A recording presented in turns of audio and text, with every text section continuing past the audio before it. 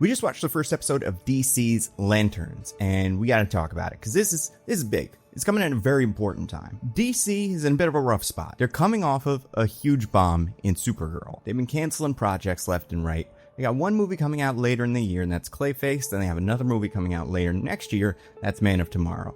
Also, the background I have here is for Man of Tomorrow background. He's dipankar.art on Instagram. All right, so Man of Tomorrow comes out next year. We got another season of Creature Commandos in the works, and a bunch of other things that are made by DC but are not part of the new DCU, like that Dynamic Duos movie or The Batman Part 2. So while Clayface may be a critical and financial hit, still, this year, the second year of the new DCU, is not looking great. However, there is one show that is coming out in between Supergirl and Clayface, and that is Lanterns. It is an HBO show. It is by Damon Lindelof, who most people probably know from Lost, but also The Leftovers, and If You're Me, that Miss Davis show that I really liked. And then it's also written by Tom King, the comic writer who wrote Supergirl, Woman of Tomorrow, and Human Target, Mr. Miracle, Visions, Strange Adventures. A lot of very well-known comics that subvert their genre in some way. They play with some sort of like, this is how you kind of know the story of the Vision. This is what you think about Mr. Miracle, but actually,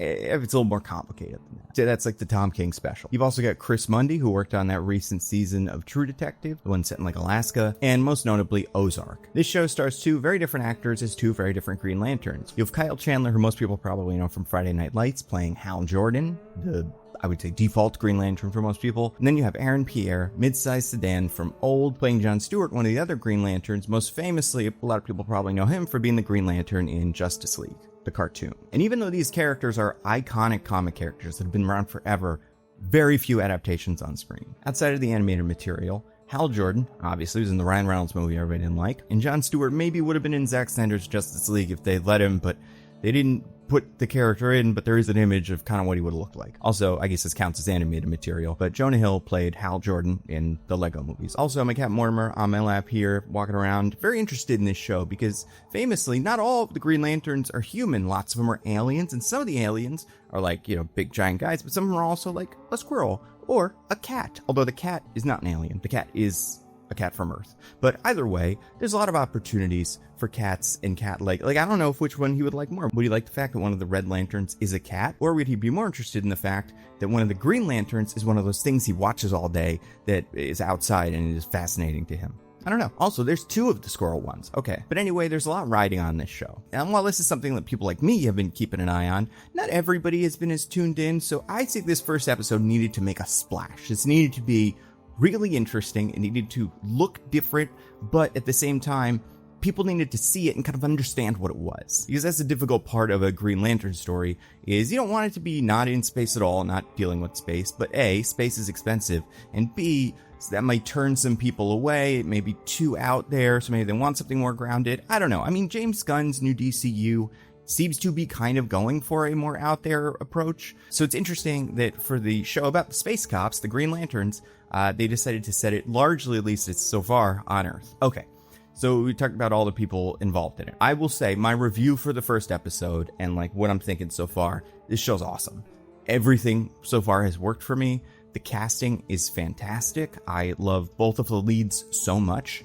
I think the Green Lanterning looks very cool. I love how involved aliens are. I love the setting. I think the writing is incredibly sharp. I think it is funny. I think it is kind of sexy. It's got everything you could want from a show like this. It doesn't feel quite the same as True Detective Season 1 in that it doesn't feel as like serious, but also it's not as kind of pretentious. The show is kind of having fun while it is about things that are serious. The basic story, which we don't really need to get into, because if you're going to watch it, you're going to watch it, and the less you know, the better. Hal Jordan is the main Green Lantern of Earth. He's been the Green Lantern for a little while, but he has a replacement, that is John Stewart.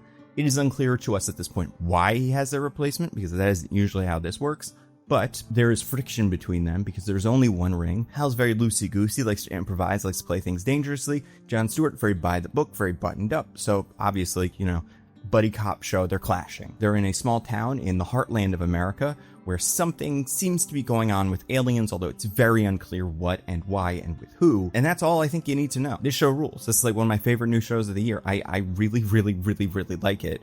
I think, assuming it gets good viewership, and assuming that this is a show that you would want to do a second season of, because it might just perfectly end, and we'll never want to do a second season. I still would like more of this. And we've only done one episode. I'm not saying, put them all out now, but I'm saying, like, if DC is smart, greenlight a second season before this one is over. Maybe wait until the finale, but, like, I think for me and everybody I've talked to and heard from, this thing is firing on all cylinders. It is so much fun. Like, I was on board with Kyle Chandler generally. I'm not an enormous fan of his. Like, I don't know him from too many things. I had to go watch, like, Super 8. I'd seen all those Godzilla movies he's in, which I think is maybe, like, 1 or 2. But, like, I didn't watch Friday Night Lights. I don't really know what people like about him, or I didn't until I watched this, and he is so fun in this role. His character is so complicated, because on one hand, he does take what he's doing seriously, but on the other hand, he does it kind of badly, and he likes to have fun, and he likes to flirt, and he likes to challenge authority, and he's likable. He's so likable. They're both incredibly likable, but Kyle Chandler, Hal Jordan was the part of this equation for me that I was less sure would work, only because Aaron Pierre, Jon Stewart, when I watched Rebel Ridge, I was like, oh my god, that's him. If he can take what he's doing here and bring it to this Lantern show, it is going to work. And it did. But like with Kyle Chandler, I was a little bit more curious, like, how is this going to play? Is he going to have enough energy to keep this dynamic electric, especially where Jon Stewart's probably going to be quiet, not saying things? Like, I love a good buddy cop movie. Well, this is not exactly that, obviously, but the chemistry is great. Kyle Chandler he's just so good. I remember when this was cast, I was like, oh man, I want a young Hal Jordan. I don't want like an old guy to be Hal Jordan. Not that I don't think the old guy should be Hal Jordan, but I was like, I want a Hal Jordan who's going to be around for a while. And there's no way this guy is. And while that's still true, like, I still would like a Hal Jordan who's around for a while. This Hal Jordan only works if he's like the age that Kyle Chandler is and has seen everything that Kyle Chandler has seen. So like, it really is perfect casting, and it's a perfect idea for how to make these two characters so different, but use that to find out like what they really care about. It's just perfect. On top of it, the mystery I think is pretty interesting. I have, some guesses so far. I think all of the other supporting characters in the town, we haven't seen too many of them. We mostly got Kelly MacDonald as the sheriff, who I love. Also, apparently her name is Carrie Kane. I don't think that's going to end up being something where like she's related to Batman. That is traditionally Batman's like mother family name. So that's kind of interesting, I guess. I don't know. Don't read too much into it. People will make fun of you online if you're like, oh, it's secretly, it's like Batman's great aunt or something. Got Garrett Dillahunt, who I'm loving, like kind of on and off the field here. On the show, obviously, he's playing this really imposing. He's clearly got a lot of secrets. Like, honestly, I'm not even sure what this character is supposed to be, like what his cover is supposed to be, besides a wealthy guy who does stuff in this town. And then he has a son played by Jason Ritter, who's also really fun. But off the field, Garrett Dillahunt, and they don't all need to do this. In fact, I think it would be weird if they all started doing this. But man, I love it when, if you get a role like this, you start reading the comics, and you're like, oh, this guy's great, I love that. Samara Weaving's doing it now. She posted pictures on Instagram of herself reading Emma Frost comics. What it seems like Eric Dillahunt's deal is, he has been reading Green Lantern comics all the time. Like, he's been doing this since the 80s when Green Lantern was really like hitting his stride. And that is very cool. I love that energy. I always respect people who come into the industry and are like, I've always liked this. Like, I've been a big fan of this. And like, I don't know. It's not that I would respect him more, because I also respect people like Tatiana Maslany who are like, I don't know what any of these guys' names are. I'm just kind of here to do a good job, because I love that too. But I don't know, it's always fun when there's at least one person in the cast who's like, this is a big deal for me, because like, I know all of these guys and I have been thinking about what a show like this could be forever. Besides that, you got Poona Jaganathan playing a woman at a bar. Very fun role. And then a character played by Chris Joy, who's in a scene that I loved. His character's name is Waylon Sanders. It doesn't matter. Okay, again, so I don't want to get into too many things about this show because I don't want to spoil it. This is not a spoiler review. Maybe I'll do one of those. It's gonna be a pretty busy week, so we'll see. I'll just say, like, so far, not a ton of action, but enough action. Looks good. I like the green. They're doing some real green stuff. Like I said, I think the show's funny. I will say, this is not like even like a warning for people, but like, this show, like I said, it gets a little hot and heavy, and I love that about it. I think that is so fun, and I really like the way that this show uses, sex, romance, all of that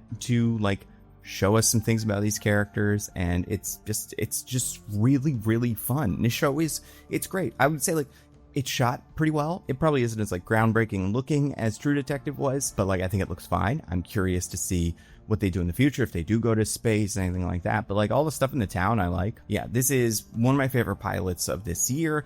Probably end up being one of my favorite shows of this year unless they really mess it up at the end. But I am getting such a good feeling about this. I'm so happy, and this is exactly what the new DCU needed after Supergirl. I hope they're able to continue this momentum a little bit. I would love to see this team, if they don't want to do Lanterns again, and it does seem like at least John Stewart will be in Man of Tomorrow, but like if this team wants to do like Strange Adventures, which is a Tom King comic, which is also very good and feels a lot like this, that would be very cool. Like I would like it if they make these big silly comic book movies, but then there's also this team making stuff like this, and it doesn't need to be necessarily just Green Lantern. It could be anybody. So yeah, 10 out of 10 for the first episode. I am really loving where this season looks like it's going. And last thing, and listen to this bit because it is important, very important to me. I've been talking a while about the Nebula project that I filmed about a year ago, and I finally have an update. We're going to be releasing it as a short film. We're going to premiere it at the Holly Shorts Festival in August 21st of 2026. So less than a month. Then once we're done with all the festivals, whenever we are able to, we will premiere it on Nebula. This is I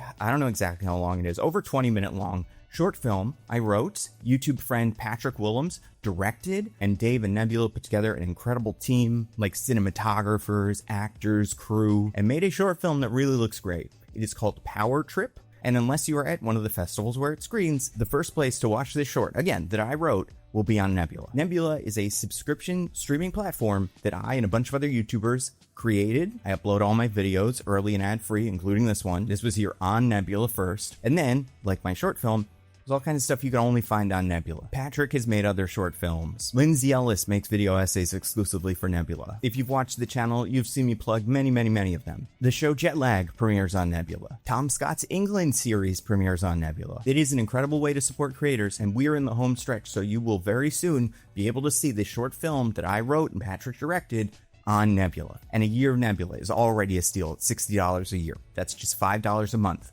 But if you go to go.nebula.tv/TheNandoCut, you can get a year of Nebula for just $30. That is $2.50 a month. It is an incredible deal. It's a great way to support me and a bunch of other creators who either you already love or you are about to love. Again, it is go.nebula.tv/TheNandoCut. And like I said, I think I'm going to try to do spoiler recaps of the episodes. I think there are a lot of things I want to talk about, things I like that I didn't put in this video. It really is just a matter of when I have time, so I'm going to be traveling soon. But anyway, thank you for watching this video. That's all I got. Stay safe. I'll see you around.